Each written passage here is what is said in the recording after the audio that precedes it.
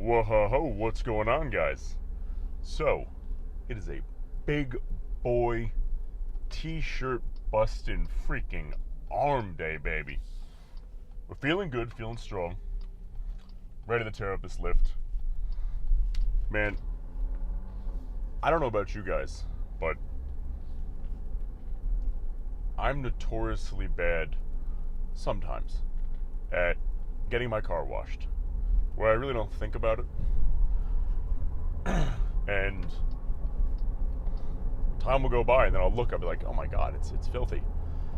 Not even the exterior. The exterior of a car dirty, I really don't even always notice. But my windshield inside was just filthy. I'm like, ugh, this is gross.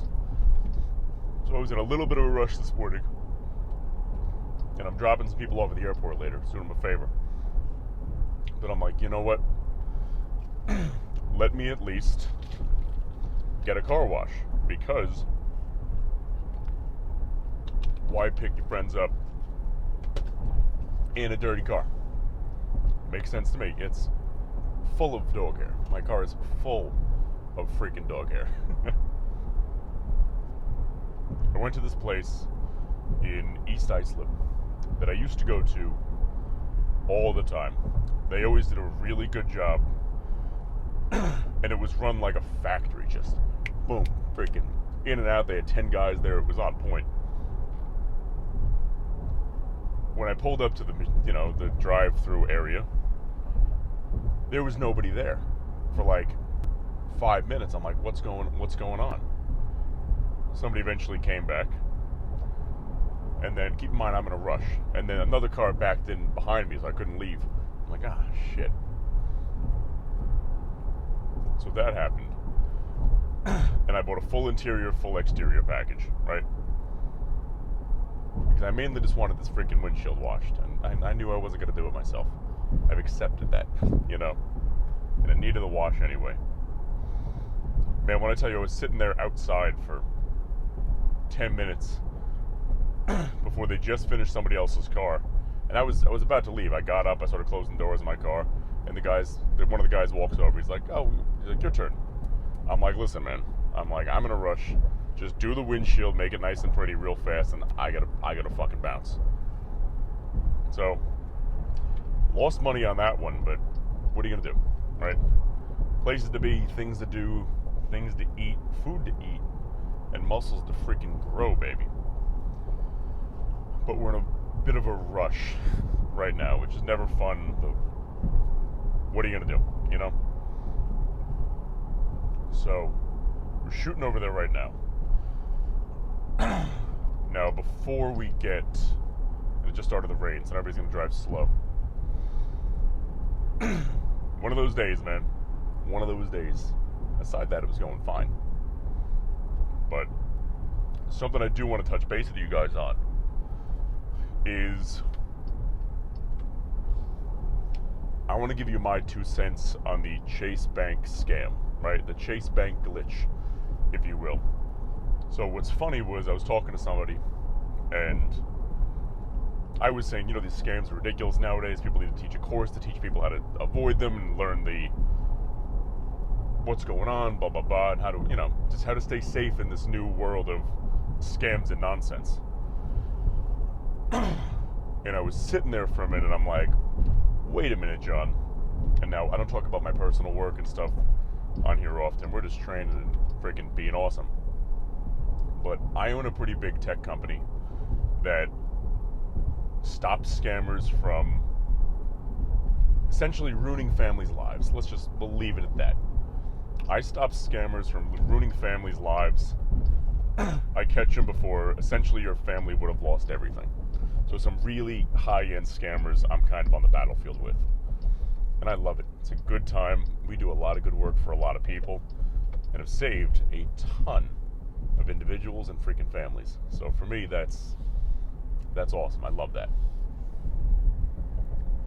So I figure, as soon as I get into this lane and dipshit McGee over here lets me in, thank you. Here's my 2 cents on the Chase Bank glitch from somebody who works in the scamming prevention industry. Let's just call it that, right? So what was the Chase Bank glitch? Short and sweet of it was essentially people were writing themselves checks from their own checking account, depositing into a Chase ATM, and then transferring the money elsewhere. Obviously, because the funds were available immediately. Of course, they didn't have the money in the account to cover these checks they were writing, so the accounts went in the red. So they just figured I can walk away forever, and it's fine because I made all this money magically somewhere else. And if their account was red $20,000 because they wrote a $30,000 check and they only had 10 grand in there, they'd write a $40,000 check tomorrow and then transfer another $10,000 over. It's not a glitch. This isn't Grand Theft Auto where you found an infinite money glitch, or you found a room full of coins in Super Mario. This is blatant check fraud. Blatant check fraud. That's all it is. And in most cases, the way you guys have been treating it, it's grand larceny. I know somebody through a friend of mine where he did this. He's a dummy. He transferred himself $800,000. And this was a guy that, let's just say, used to work at the Waffle House, right? His checking account never saw more than $500 come in at a clip. And now all of a sudden, $800,000 came into his account. He transferred it away within 16 hours. Chase Bank got a hold of him. He got arrested, and he's going to jail for 45 years. 45 years. And now I know what you're saying. Oh, that's too long. You lost your whole life just because of money, and money's not real, and blah, blah, blah. But listen, the reason check fraud consequences are so severe is because a long time ago, before they were severe, people would write themselves, let's say, a $2 million check, and they'd get 5 years in prison, right? Let's just keep the math simple. They'd write themselves a $5 million check and get 5 years in prison, right? Now, that money wasn't traceable back then. It was way harder to get a hold of that stuff. So what would happen was this person would go to jail for 5 years and basically be sitting in a jail cell thinking, I'm making $1 million a year right now. And when they leave, have all that money to enjoy their life and retire. So it made sense why people would do that. They said, okay, I'll trade a couple of years of my freedom for a lifetime of freedom, basically. So the consequences for check fraud have to be so severe are because of that specific issue, where people will just make that trade. They'll trade some freedom for a lifetime of freedom, basically, right? And now everybody's upset and up in uproars about, oh, well, it's not fair, these people didn't know. It's like, man, first of all, how stupid do you have to be, right? To think that life's not a video game. If you treat life like a video game and go for high scores and everything you do, it goes pretty well. But life's not actually a freaking video game, where there's no money glitches, fast ways, hacks, things like that. It doesn't freaking work that way, man. Not at all. Not at all. So, here's what ends up happening. You take people that are already so good at living in the victim card. They don't get anything beneficial out of it besides sympathy, but they're so good and they're so used to living in the victim card because that's just how they've lived their entire lives. Now you take that and they realize we made a mistake. And truthfully, I'm sure they didn't know it was check fraud, right? Because they're not that smart. And I can confidently say they're not that smart. But it's still check fraud. You know, if you come from some wild, uncontacted tribe, right?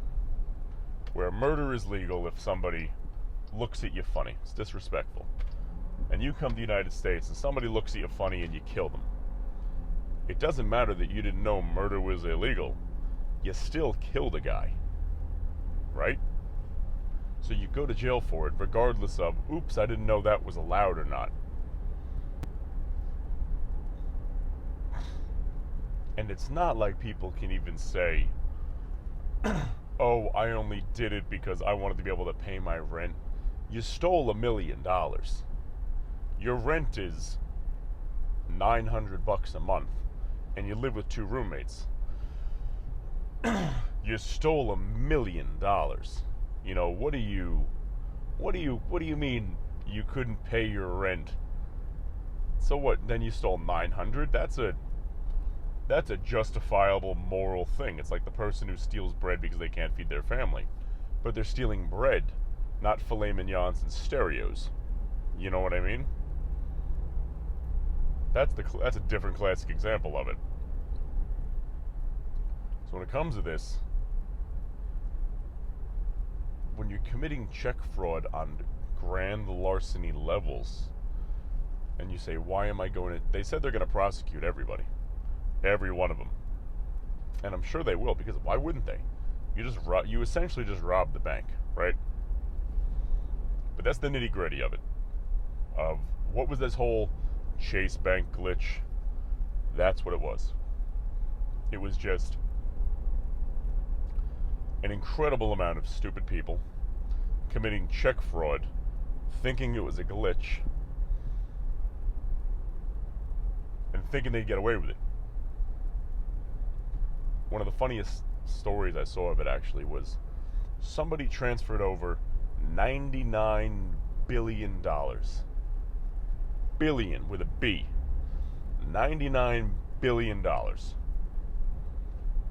Where did you... What? How? Why? What were you planning on doing like that? Living like Jeff Bezos' rich brother? What? And you thought you were just gonna get away with that? What are you nuts? Are you out of your mind? It's incredible. Incredible, man.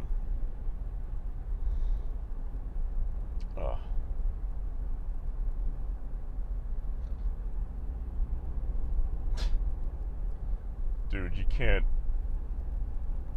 make this stuff up. So, all you guys watching, I hope you didn't do this. If you did, I don't know what to tell you, except when you finish watching this video, go call an attorney. And you guys better come up with one hell of a story to keep you out of jail. That's the other thing, too. You see people, when they realize they got caught, they're making videos on other social media platforms crying about it. Not one of them said, hey, I'm going to lawyer up. If you realize you messed up this bad, you get an attorney and you do damage control. And it's not like you can't afford the attorney right now. You have all this magic money that came out of nowhere. Spend a little bit of it, and then when you lose the case, because you did steal all this money, but most of it was still there to pay them back, you'll be able to set up a payment plan for whatever you spent of it, aka, assuming you didn't go buy a Lamborghini yesterday, what you spent on your legal fees, to make the problem go away. But man, it's incredible. So, excuse me, that's my 2 cents on that whole thing. I can't believe that even happened. That's like something you watch in an episode of that Black Mirror show, where everybody thought they could rob the bank digitally and get away with it. What were you thinking, man? Come on. You didn't think the largest bank in the world would catch up to check fraud? Especially when it was your own personal account with your own personal checks transferring it to a different account in your name. What? People are funny, man. So, I digress on that. We're done with that topic. Let's talk about Arm Day, right? We're definitely not going to get there by the time I told this guy, because I got to give him one of the pre-workout packets that I have with all black everything. I'm like, I'll be there by 11:50 is what I told him. It's supposed to be 11:30, but I had my car wash incident. So I'm like, 11:50 I'll be there. It's 11:44 right now. We're not going to be there by 11:50. There's no freaking way. There's no way. I'm moving good, but you know, distance is still distance. So, I'm sorry about that in advance if you're watching this video, man. But, just know I'm on my way. I texted him before, too. I'm like, listen, 11:50, I'm sorry. If you have to go, my bad, man. But, the rain didn't help. But anyway, let's talk arms, because that's why you're here. You want to hear about arms. You want to hear about the biceps, the triceps, the pec popping pectorals, the fucking lats, right? Here's what I'm thinking. So I'm going to go in there, start up, and pump this shit out of my triceps. Just abuse them. After that, get a real good pump in there. Go to some biceps, like a preacher curl machine. From there into some sort of skull crusher. We just did a press, now we're going to do a skull crusher variation of it. Some bicep curls with straight bar. Just to really work on that forearm a little bit more as well. Because the easy grip curl is, the easy curl bar is really nice to do curls with. But it won't build your forearm up nearly as much because it's contoured well. When it's not, when it's not contoured well, it forces the forearm to grow a little bit faster. Or rather, get a little more strain.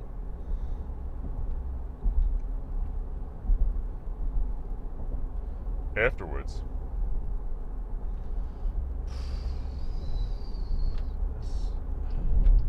this traffic is killing me right now. I hate being late to anything. It drives me nuts. I'm really particular on that. You know, if I'm going to be late somewhere, and I know I'm not late like had to be there at 3, like shit guys, sorry I got there at 3:10. Like, I don't like that. If I plan to be somewhere at a certain time, I'm going to be there. If there's an event at 3 and I'm like, guys, I'll be there at 5, I got shit to do, I'm totally cool with showing up at late because of that. But actually running late, it just irks me, you know? Not a fan. Oh, if we get there by 11:50, well, this is going to be a freaking miracle. It's 11:47 right now. We're at the exit before the exit I have to get off at. There's a cop up there, so I can't do anything fancy, if you will. This guy's stopping for no reason. I'm going to go around him. But his car is full of Beanie Babies, which is honestly impressive. It's kind of a throwback. Let's see what he looks like. Oh, she's 90. Nope. 900. She's 900 years old. That explains a lot. But you know what? We're gonna juice up.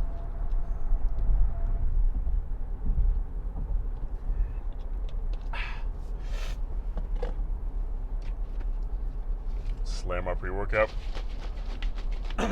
Once again, you know, we have the all black everything John stack.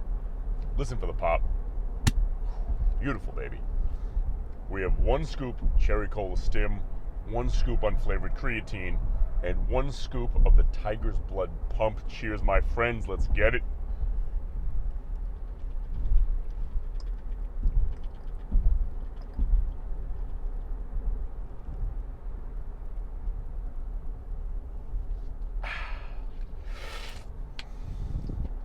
I put way more water in there than I normally do. Didn't taste bad, just too much of it. Alrighty.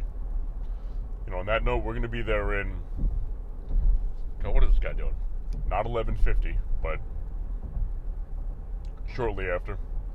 I record all these videos on my phone, so I'm going to shut this camera off, give my buddy a call real quick, let him know I'm literally around the corner, and I'll see you inside. Let's freaking get it, baby.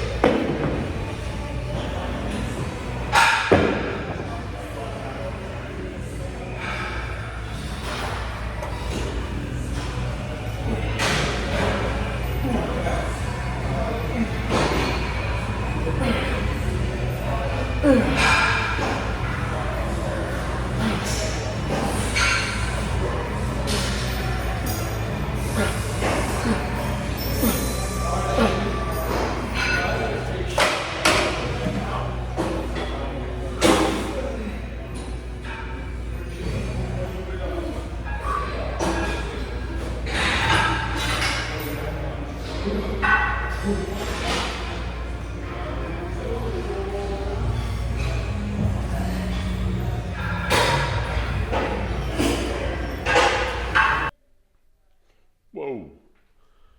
What's going on, guys? So, arm day is finished. We had a great pump today. Everything was feeling good, squeezing, connecting really well. 233 today, so we're up exactly 1 pound from this workout last week, and looking solid. So I'm happy to see growth like that. When you're jumping up 3 or 4 pounds in a week, it's always sloppy. But when it's consistent, steady gains, it doesn't get better than that. So here's where we start to see countdowns getting a little scary. So last week we were 52 weeks out, right? This is the first week finishing up a countdown. We're 51 weeks out now. And it sounds silly, right? But that's one less week that we have available to improve ourselves. You know, we just saw one disappear. Now, if I slacked off all of last week, that's one less week of growth, one less week of muscle conditioning, body conditioning, nutrition, everything going in our body to make us better. So, just goes to show, make every week freaking count. 233, 51 weeks out. Let's see what that looks like. Oh, this always gets stuck on my back, these tanks. I guess that means I'm doing something right.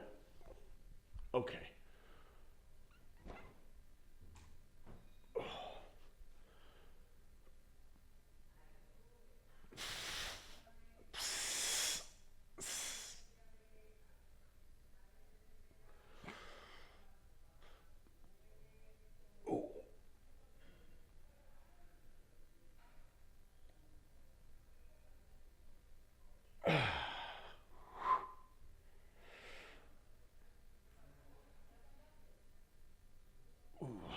Yeah, we're holding water, which is to be expected, but we're, and fat obviously, but I mean, we're pretty, we're pretty solid.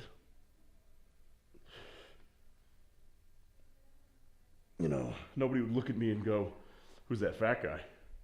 They look at me and say, whoa, he's in big shape. So long as I have a shirt on. What about the back?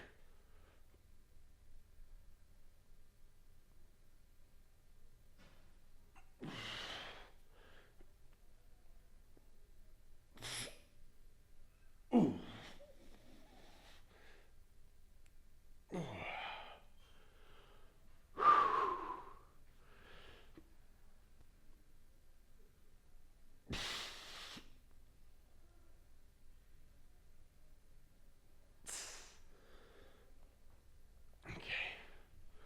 Ladies, what about you guys? Oh, they're not bad. Ooh.